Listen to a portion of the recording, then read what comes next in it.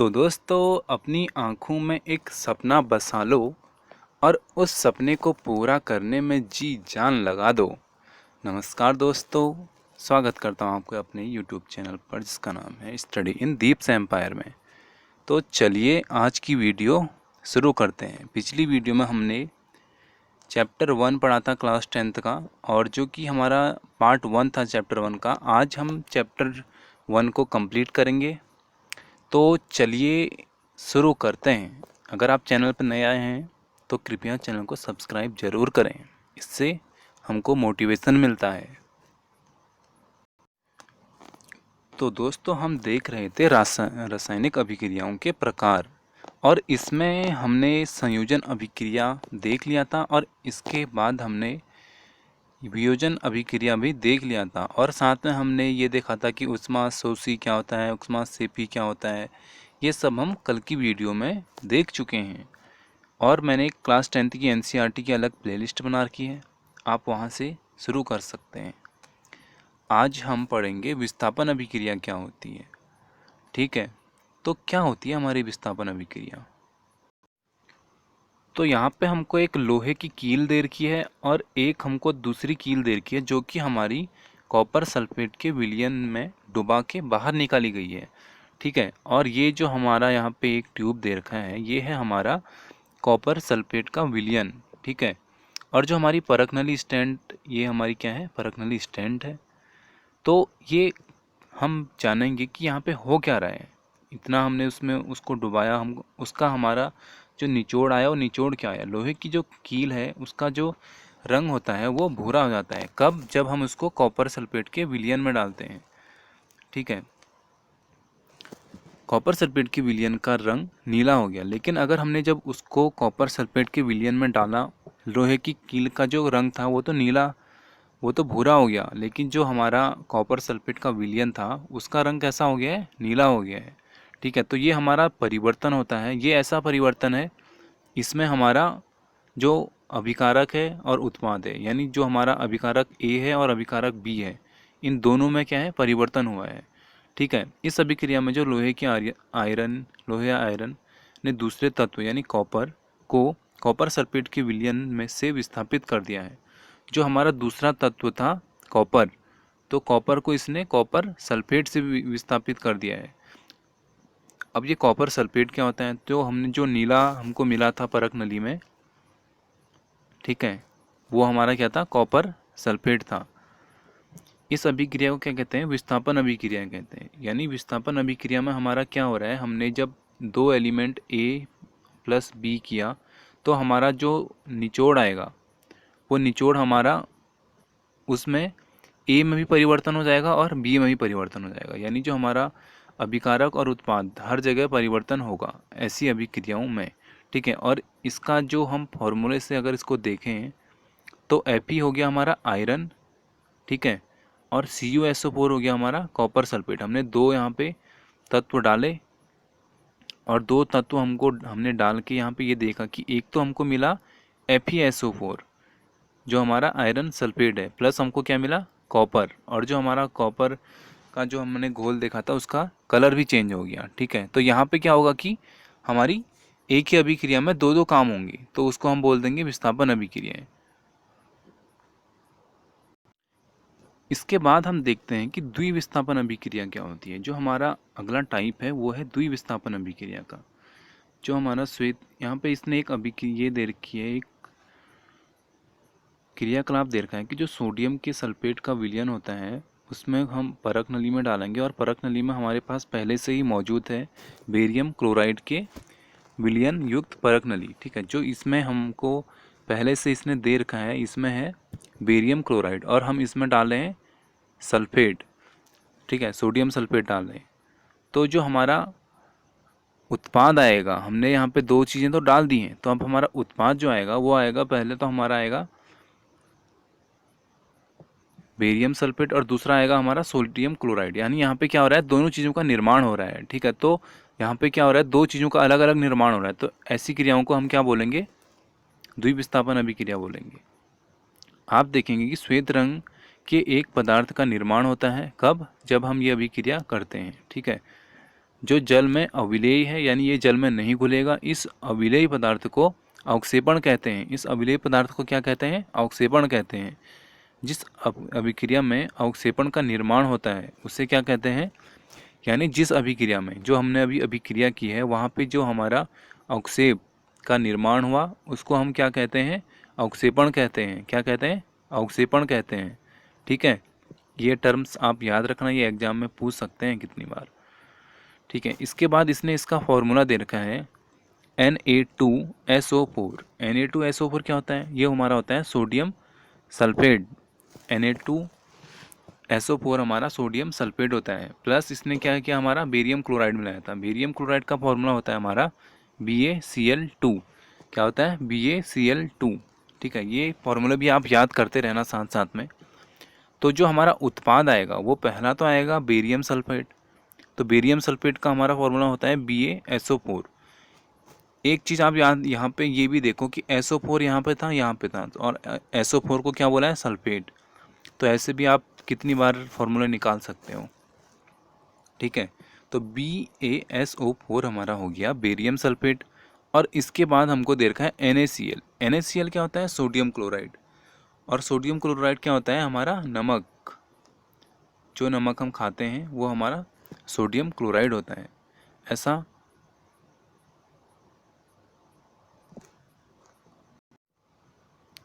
ऐसा क्यों होता है? जो हमारा Ba2+, यानी Ba के पास 2+ आयन होते हैं, यानी इसके जो परमाणु संख्या होती है उसमें 2+, ये दो परमाणु क्या करेगा? देगा। ठीक है, और SO जो है हमारा इसमें 2-, SO4 में क्या है? 2-, यानी ये दो परमाणु क्या कर रहा है? ले रहा है। अगर माइनस लग जाता है तो उसका मतलब होता है लेना, उधार लेते हैं तो हम पे ऋण लग जाता है ना, तो वही समझो इसको। तो अगर हम -2 कर रखा है तो इसका मतलब इसने उधार ले रखा है, और यहाँ पे 2+ लगाया यानी ये इसने उधार दे रखा है।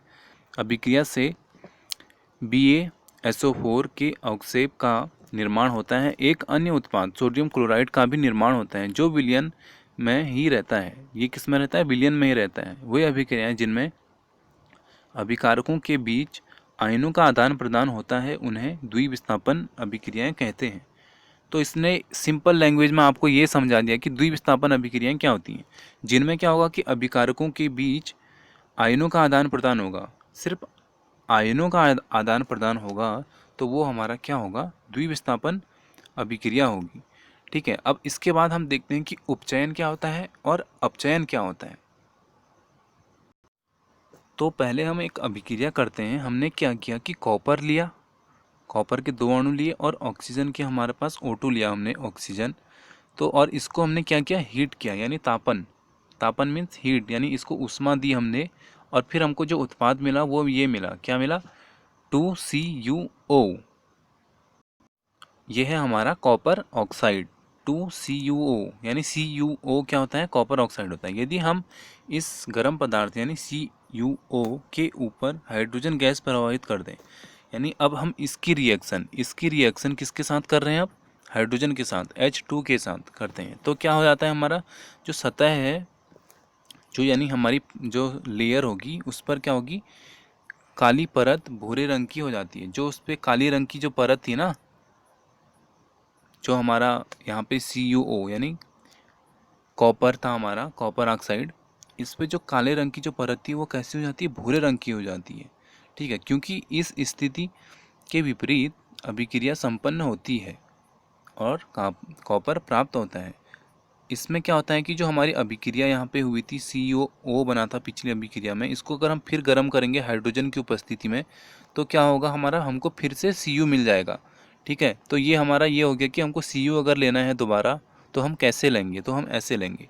ठीक है, अभिक्रिया में के समय जब किसी पदार्थ में ऑक्सीजन की वृद्धि होती है तो कहते हैं उसका उपचयन हुआ है। यानी अगर ऑक्सीजन की वृद्धि होगी, अगर हमारी अभिक्रिया में ऑक्सीजन की वृद्धि हो रही है तो हम उसको क्या कहेंगे? उपचयन अभिक्रिया कहेंगे। और जब अभिक्रिया में किसी पदार्थ में ऑक्सीजन का ह्रास हो रहा होता तो उसे उसका अपचयन हुआ है। यानी यहाँ पे क्या हुआ है? अपचयन हुआ है। अगर हमारा अपचयन का मतलब हुआ ऑक्सीजन का ह्रास, सीधे सीधे ये समझो कि अपचयन मतलब क्या होता है? ह्रास होता है। किसका? O2 का। ठीक है, और अगर हमको ह्रास नहीं, हमको यह मिल रहा है कि उसमें बढ़ोतरी हो रही है या वृद्धि हो रही है, तो वो क्या होगा, हमारा उपचयन होगा। आप इसको ये भी समझो, उप मतलब ऊपर, अप मतलब नीचे, ठीक है। और जो हमारा यहाँ पे ये दूसरा वाला इसने अभिक्रिया दे रखी है, इसको समझते हैं। इसमें क्या हुआ है, हमारा H2O यानी O हमारा अलग निकल गया है, किससे, कॉपर से। तो यानी अभिक्रिया में जो हमारी ऊपर अभिक्रिया दे रखी है, उसमें अगर हम कॉपर ऑक्साइड में ऑक्सीजन का ह्रास हो रहा है, यहाँ पे क्या हो रहा है, ऑक्सीजन हट रही है ना। कॉपर ऑक्साइड में पहले ऑक्सीजन थी, अब क्या हो गई, हट गई, तो हो रही है, इसलिए यह क्या हुआ है, अपचयित हुआ है। हाइड्रोजन में ऑक्सीजन की वृद्धि हो रही है, इसलिए उपचयित हुआ है। लेकिन हाइड्रोजन में तो वृद्धि हो रही है, H2 के साथ पहले O नहीं था, अब O आ गया ना, तो इसका मतलब वृद्धि हो रही है। तो ये क्या हो गया, हमारा उपचयित हो गया। अर्थात किसी अभिक्रिया में एक अभिकारक उपचयित तथा दूसरा अभिकारक अपचयित होता है। यानी जहाँ से O हटेगा वो अपचयित हो जाएगा, जहाँ O लगेगा वो उपचयित हो जाएगा, ठीक है। इन अभिक्रियाओं को क्या कहते हैं, रिडॉक्स अभिक्रिया कहते हैं। इनको क्या कहते हैं, रिडॉक्स कहते हैं, या उपचयन या अपचयन अथवा रिडॉक्स, कुछ भी कह सकते हैं, ठीक है। रिडॉक्स वैसे इसका अंग्रेजी में नाम होता है, और उपचयन अपचयन हिंदी में नाम है, ठीक है। ये भी आप देख लेना। अब हम देखते हैं कि संक्षारण क्या होता है। ये संक्षारण क्या होता है आखिर, ये तो बिल्कुल नॉर्मल है, ये तो हर किसी ने रियलाइज़ किया होगा कि संक्षारण क्या होता है। आपने नॉर्मली ये देखा होगा कि लोहे पे जंग लग जाता है, हम उसको क्या कहते हैं, लोहे पे जंग लगना। अगर लोहे को थोड़ा बहुत नमी दी जाती है तो उस पर जंग लग जाता है ना, उसके बाहर से एक अलग ही लेयर आ जाती है। और दूसरा आपने ये देखा होगा कि चांदी हम पहनते हैं, लेकिन कुछ टाइम बाद क्या होती है, वो आर्द्रता और हमारे पसीने के टच में आके काली पड़ जाती है। तो ये उसने क्या किया, अपना रंग बदल दिया, या ये कहें उस पर बाहर से क्या हो गई, परत चढ़ गई। तो ये जो क्रिया हो रही है ना हमारी, इसी को क्या कहते हैं, संक्षारण कहते हैं। यानी किसी पर्टिकुलर धातु पे बाहर से हवा और पानी, आर्द्रता या नमी की उपस्थिति में उसका जो रिएक्शन होगा, उसके कारण जो उसमें परिवर्तन आएगा, वो क्या होता है, हमारा संक्षारण होता है। चांदी के ऊपर जो काली परत है, तांबे के ऊपर हरी परत चढ़ जाती है, संक्षारण के क्या हैं, उदाहरण हैं, ठीक है। इसके बाद हम देखते हैं कि वक्रित गंधिता क्या होती है। तो वक्रित गंधिता से भी हम सब लोग वाकिफ होते हैं, लेकिन कभी हमने साइंस ज़्यादा देखी नहीं होती है। नॉर्मली आपने एक चिप्स का पैकेट देखा होगा, उसके अंदर क्या भरी रहती है, हवा भरी रहती है। वो क्या होती है, उसके अंदर नाइट्रोजन यानी N2, उसके अंदर हम नाइट्रोजन भरते हैं। क्यों भरते हैं नाइट्रोजन, ताकि जो उसके अंदर चिप्स हैं, वो आलू को काट के जो हम पतले चिप्स बनाते हैं, वो सड़ ना जाए, ठीक है, वो ख़राब ना हो जाए, इसलिए उसके अंदर नाइट्रोजन डालते हैं।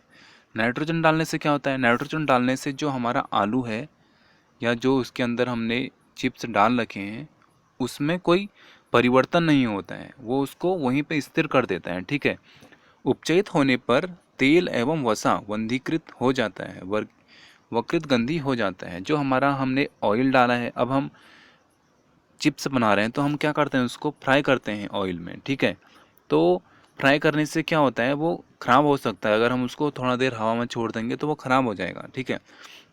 उनके स्वाद तथा गंध क्या होती है, उसके बाद बदल जाती है। प्रायः तेलीय या वसायुक्त खाद्य सामग्रियों में उपचयन रोकने वाले पदार्थ, उसको क्या बोलते हैं, जो उपचयन रोकने वाले पदार्थ होते हैं उसको बोलते हैं प्रतिऑक्सीकारक। उसको क्या बोलते हैं, प्रतिऑक्सीकारक बोलते हैं। तो उसमें मिलाए जाते हैं। वायुरोधी बर्तनों में खाद्य सामग्री रखने से उपचयन की गति धीमी हो जाती है। कब होती है, जब हम वायुरोधी बर्तनों में खाद्य सामग्री रखेंगे, यानी जब हम खाद्य सामग्री किसी ऐसे बर्तन में रखेंगे जहाँ की वायु का आदान प्रदान ना हो, तो हमारा क्या होता है, उपचयन की गति धीमी हो जाती है।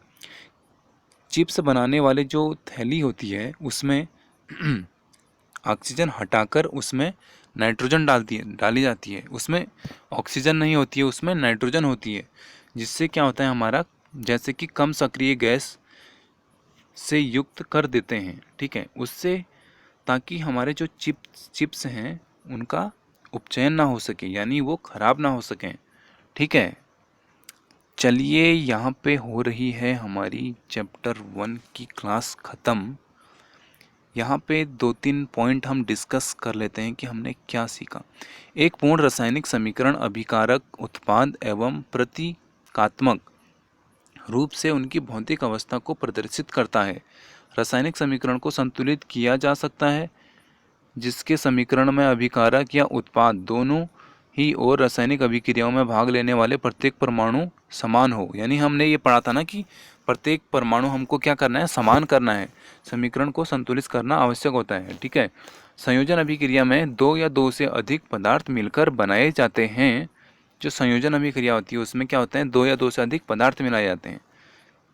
और जो वियोजन अभिक्रिया होती है वो संयोजन अभिक्रिया के विपरीत होती है। यानी जो हमारी वियोजन अभिक्रिया होती है उसमें एकल पदार्थ वियोजित होकर दो या दो से अधिक पदार्थों में बढ़ जाता है। यानी हम डालेंगे एक पदार्थ और निकलेगा दो पदार्थ। यानी अगर हम पानी डालेंगे तो हाइड्रोजन और ऑक्सीजन अलग अलग हो जाएंगे, ठीक है। जिन अभिक्रियाओं में उत्पाद के साथ ऊष्मा का भी उत्सर्जन होता है उन्हें ऊष्मासेपी अभिक्रियाएं कहते हैं। अगर अभिक्रिया में उत्पाद के साथ ऊष्मा निकल रही है, उत्सर्जित हो रही है, तो उसमें वो क्या होगा, हमारा ऊष्मासेपी होगा। ये कल मैंने आपको जोड़ देके समझाया था, इसको जरूर पढ़ना। और जिन अभिक्रियाओं में ऊष्मा का अवशोषण होता है उन्हें ऊष्माशोषी अभिक्रिया कहती हैं। यानी अगर हमको ऊष्मा देनी पड़ रही है तो ऊष्माशोषी होगा, और अगर हमको ऊर्जा मिल रही है, अभिक्रिया के बाद ऊर्जा मिल रही है, तो वो क्या होगा, हमारा ऊष्मासेपी होगा। जब कोई तत्व दूसरे तत्व और को उसके यौगिक से विस्थापित करता है तो विस्थापन अभिक्रिया होती है। ये क्या होती है, विस्थापन। और द्विविस्थापन दो अलग अलग परमाणुओं के समूह के आपस में आदान प्रदान को कहते हैं। अवक्षेपण क्या होता है, अब ये अविलेय लवण प्राप्त होता है, किससे, अवक्षेपण से, ठीक है। अभिक्रिया में पदार्थों से ऑक्सीजन या हाइड्रोजन का योग अथवा ह्रास होता है। जो अभिक्रिया है उसमें पदार्थों में ऑक्सीजन या हाइड्रोजन का योग होगा या ह्रास होगा। तो ऑक्सीजन का अगर योग होगा या हाइड्रोजन का ह्रास होगा तो उसको क्या बोलेंगे, ऑक्सीकरण या उपचयन। हमने पढ़ा था ना अभी, वही है। और अगर हमको ऑक्सीजन का ह्रास मिलेगा और हाइड्रोजन का योग मिलेगा यानी वृद्धि मिलेगी तो उसको हम क्या बोलेंगे, अपचयन। अपचयन और उपचयन ये दोनों भी आप पढ़ लेना, ये भी इम्पोर्टेंट है। तो चलिए यहाँ पे करते हैं वीडियो को समाप्त, और अगला पार्ट आपको मिलेगा चैप्टर नंबर 2 जो कि है हमारा अम्ल, सारक एवं लवण। ये भी बहुत इम्पोर्टेंट चैप्टर है। तो बने रहें मेरे साथ और वीडियो को थोड़ा बहुत शेयर कर लें अपने दोस्तों के साथ ताकि वो भी फ़ायदा उठा सकें इस क्लास का। Thank you guys, thank you so much.